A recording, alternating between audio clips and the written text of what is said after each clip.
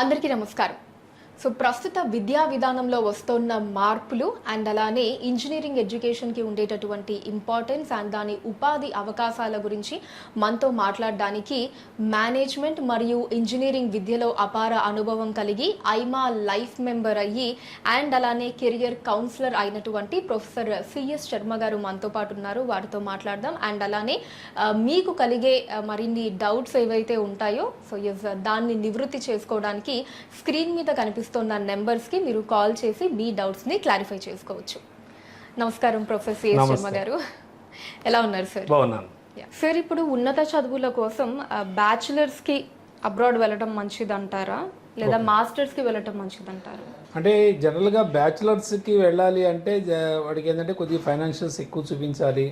మళ్ళీ అక్కడ మాస్టర్స్ చేయాలనుకున్నా మళ్ళీ ఎక్కువ ఎక్స్పెండిచర్ అయిపోతూ ఉంటుంది. సో నేను చెప్పేది అయితే స్టూడెంట్కి ఏంటంటే ఇక్కడ బ్యాచిలర్స్ మంచి కాలేజీలో చదివి మంచి స్కోర్ తెచ్చుకుంటే కనుక మినిమం 75-80 స్కోర్ తెచ్చుకుంటే CGPA 7 అబవ్ ఉంటే కంఫర్టబుల్గా వాడు అక్కడ ఎంఎస్ చేసుకుంటే కనుక సో ఆటోమేటిక్గా వాడికి ప్రాస్పెక్టస్ బాగుంటుంది. ఓన్లీ బ్యాచిలర్స్కి వెళ్ళాడు అనుకోండి, తర్వాత మళ్ళీ అక్కడ ఎంఎస్ చేయాలంటే ఈ బ్యాచిలర్స్కి అయ్యే అమౌంట్ ఎక్కువ అవుతుంది, మళ్ళీ అక్కడ అమౌంట్ అవుతుంది, ఆల్మోస్ట్ డబుల్ అమౌంట్ అవుతుంది. సో అది మళ్ళీ ఇప్పుడు లోన్స్ తీసుకున్నా మళ్ళీ అప్పుడు లోన్స్ తీసుకున్నా చాలా బర్డెన్ అవుతుంది అది పేరెంట్స్కి కూడా. ఓన్లీ బ్యాచిలర్స్లో ప్లేస్మెంట్ వస్తే పర్వాలేదు, కానీ మళ్ళీ ఎప్పుడన్నా మాస్టర్స్ చేసుకోవాలన్నా మళ్ళీ ఖర్చు పెట్టాలి. కాబట్టి ఇక్కడే బ్యాచిలర్స్ మంచి కాలేజీలో చేసుకొని మాస్టర్స్ వాళ్ళకి అక్కడ చేసుకుంటే బాగుంటుంది. ఇంకా బాగా ఫైనాన్షియల్గా బాగా ఉంటే అది వేరు, ఓకే, వెల్ అండ్ గుడ్. కానీ ఫైనాన్షియల్గా అంత లేనప్పుడు మటుకు వెళ్ళడం అంత కరెక్ట్ కాదేమో. సార్, ఇప్పుడు డిగ్రీ అయిన తర్వాత మాస్టర్స్లో ఏ కోర్స్ తీసుకుంటే ఉపాధి అవకాశాలు మనకి ఏ కంట్రీలో బాగుంటాయి సార్? అంటే జనరల్గా ఇప్పుడైతే స్టూడెంట్స్ ఎక్కువ చూస్తున్నది ఏంటంటే first US, priority goes to first US only. రెండోది యూకే ఏంటంటే మేనేజ్మెంట్ ఎడ్యుకేషన్కి చాలా famous UK. So next MS ప్రోగ్రామ్కి అయితే US ఫేమస్ బాగా. సో నెక్స్ట్ కెనడా కూడా చూస్తున్నారు, కానీ కెనడాలో కూడా ఈ మధ్య కొద్దిగా ఎక్కువ ఫైనాన్షియల్గా ఎక్కువ చూపించమని చెప్పి ఉంది దానికి. సో అది కొద్దిగా ఇబ్బంది పెడుతున్నారు స్టూడెంట్స్కి, అంటే కొంత ముందే అమౌంట్ కొంత డిపాజిట్ చూపించాలి.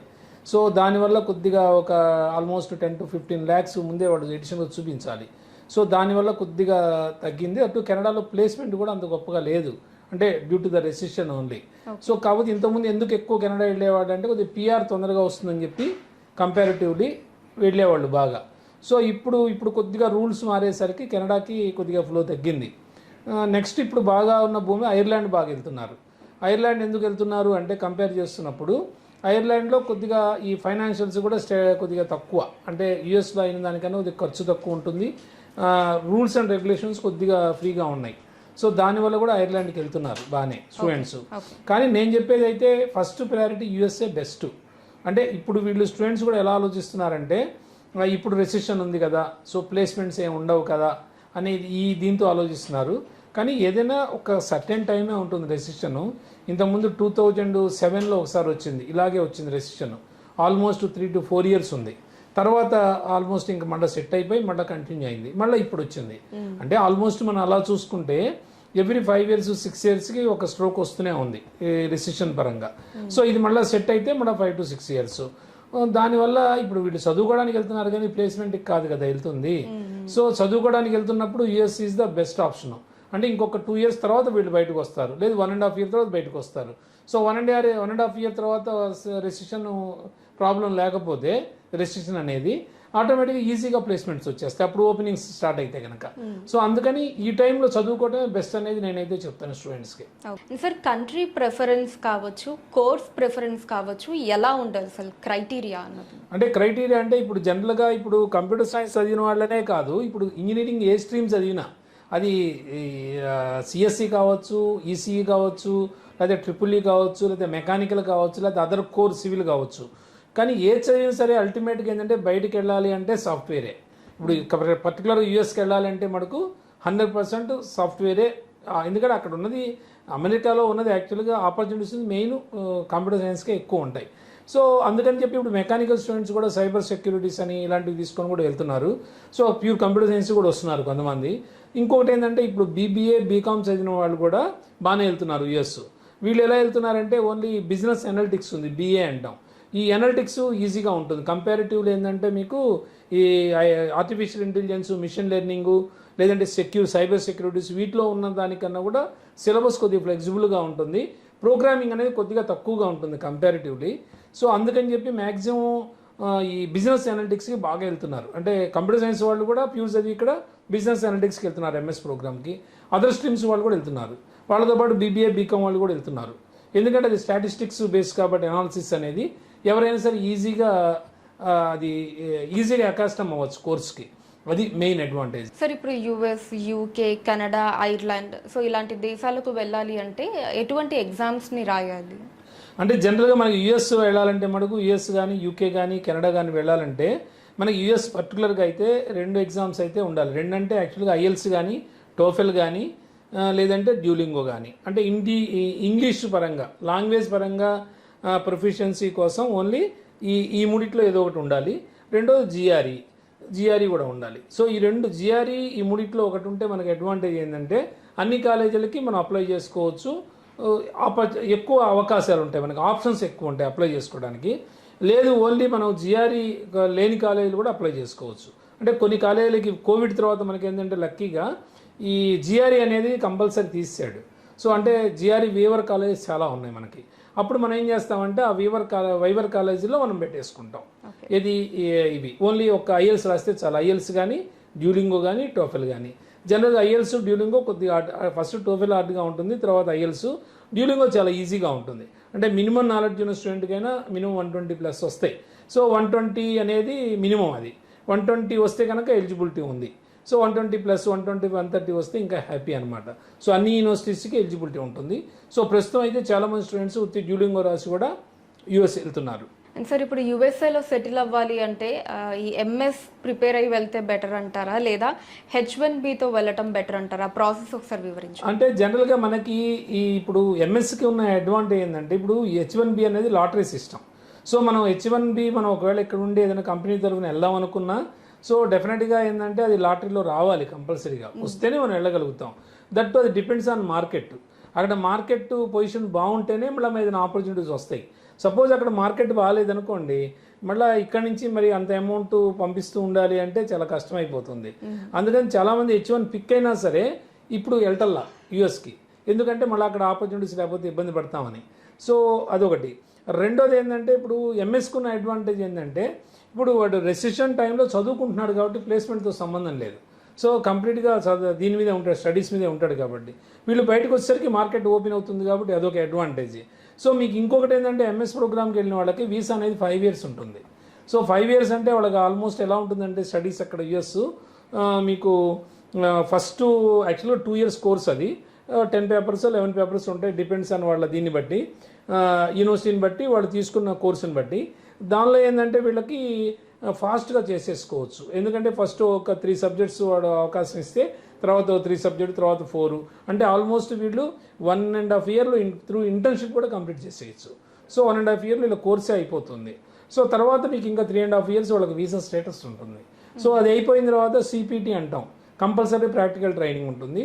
అది మామూలుగా కోర్స్ అయిపోగానే మనకి సిపిటికి వెళ్తారు. సిపిటికి వెళ్ళిన తర్వాత ఓపీటీకి వెళ్తారు, ఆప్షనల్ ప్రాక్టికల్ ట్రైనింగ్ అంటాం. ఇంకా ఆల్మోస్ట్ 3 years కోర్స్ అయిపోయింది, సిపిటి అయిపోయిన తర్వాత ఓపీటీలోనే ఉంటారు. H1కి రాకపోతే కనుక 3 years ఓపీటీలోనే ఉంటారు. సో ఓపీటీ అనేది ఫస్ట్ 1 year ఇస్తాడు. 1 year ఓపీటీ అయిన తర్వాత మళ్ళీ మనం దాన్ని రెన్యూవల్ పెట్టుకోవచ్చు ఇంకో 2 years. సో ఈలోపు మనకు అవకాశాలు ఎక్కువ ఉంటాయి.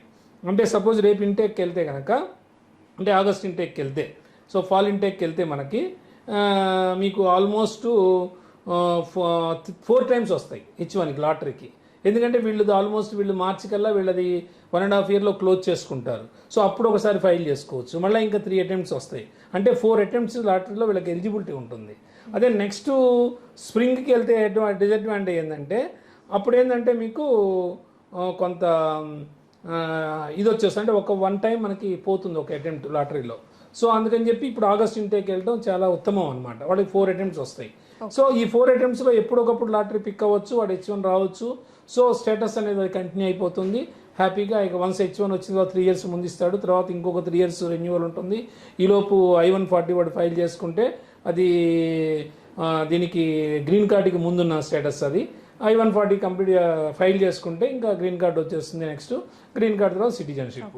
అంటే ఇది కొద్దిగా ఈజీ ప్రాసెస్, అందుకని people are going for MS అనమాట. అంటే ఇప్పుడు ఈ ఫాల్ ఇంటేక్ స్ప్రింగ్ ఇంటేక్ లో స్ప్రింగ్ ఇంటేక్ అన్నది బెటర్ అంటారు జాబ్ ఆపర్చునిటీస్ పరంగా. అంటే fall intake better. Fall intake better. Fall intake ఎందుకు బెటర్ అంటే ఇప్పుడు అందరూ ఎక్కువ ఇంటేక్ కూడా ఎక్కువ ఉంటుంది యూనివర్సిటీస్లో.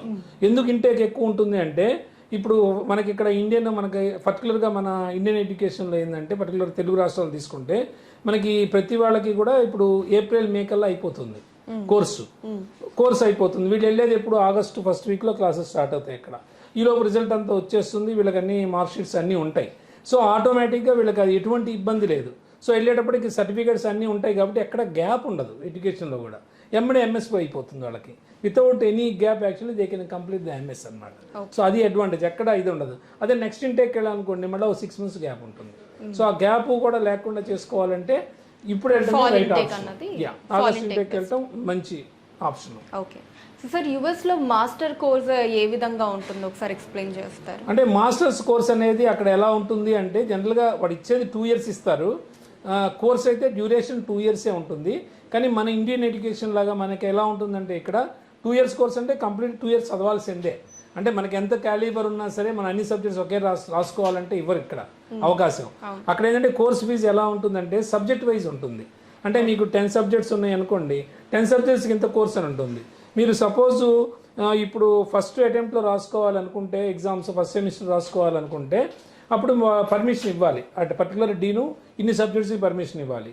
వాళ్ళు ఎన్ని సబ్జెక్ట్స్కి పర్మిషన్ ఇస్తారో అన్ని సబ్జెక్ట్సే వీళ్ళు రాస్తారు. అది 2 అవ్వచ్చు 3 అవ్వచ్చు ఎంతైనా. ఆ 3 subjects వరకే ఫీజు ఇంత ఉంటుంది ఒక్కొక్క సబ్జెక్ట్కి. ఆ 3 subjects అయిపోతాయి. నెక్స్ట్ అటెంప్ట్లో మళ్ళీ 3 రాసుకున్నాడు అనుకోండి, 3 or 4 మళ్ళీ దానికి ఫీజు కట్టేస్తాడు. నెక్స్ట్ ఫైనల్గా చేస్తే 1 yearలోనే అయిపోతుంది కోర్స్ అంతా.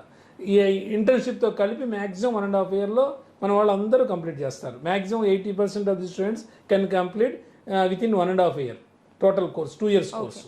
సో అది మనకి బాగా అడ్వాంటేజ్ అవుతుంది అక్కడ.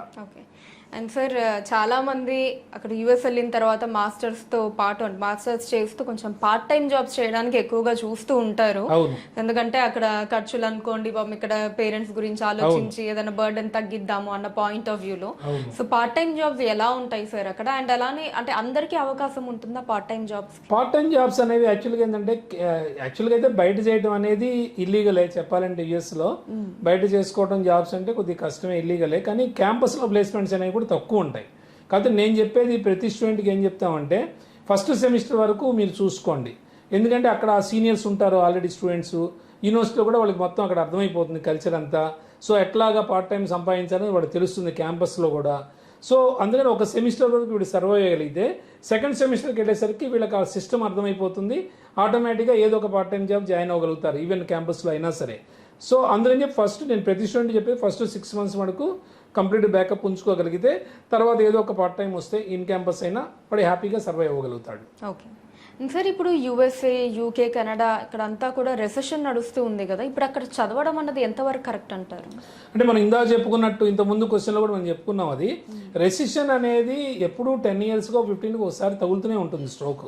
ఎందుకంటే దట్టు ఇప్పుడు మీకు యుఎస్ అనేసరికి మెయిన్ సాఫ్ట్వేరే అక్కడ. సో అక్కడ బాగుంటేనే ఏ కంట్రీలో అయినా బాగుంటుంది. సో దానికి ఒక 2 years నుంచి ఆల్రెడీ స్టార్ట్ అయిపోయింది రెసిషన్. ఇంకా మ్యాక్సిమం ప్రెడిక్షన్ ఎలా ఉందంటే ఇంకొక 1 year, 1.5 year, మ్యాక్సిమం 2 years వరకు ఉండొచ్చు అని అంటున్నారు. సో ఎనీహావ్ ఏదున్నా సరే మ్యాక్సిమం 4 years. ఇప్పుడు ఎంఎస్కి వెళ్ళిన వాళ్ళు ఆల్రెడీ 1.5 yearలో బయటకు వస్తారు కాబట్టి వీళ్ళకి మంచి అవకాశం. అప్పుడు ఓపెనింగ్స్ బాగా అవుతాయి కాబట్టి ఈజీగా ప్లేస్మెంట్ అయిపోతారు. సో నేను నా అడ్వైజ్ ఏంటంటే, సిన్సియర్ అడ్వైజ్ ఏంటంటే రెసిషన్ టైంలోనే చదువుకోవాలి. సో ఇప్పుడు బాగా చదువుకోగలిగితే రేపు ఓపెనింగ్స్ బాగా ఉంటాయి కాబట్టి ఆటోమేటిక్గా అక్కడ ఆపర్చునిటీ అనేది రావడం జరుగుతుంది వాడికి.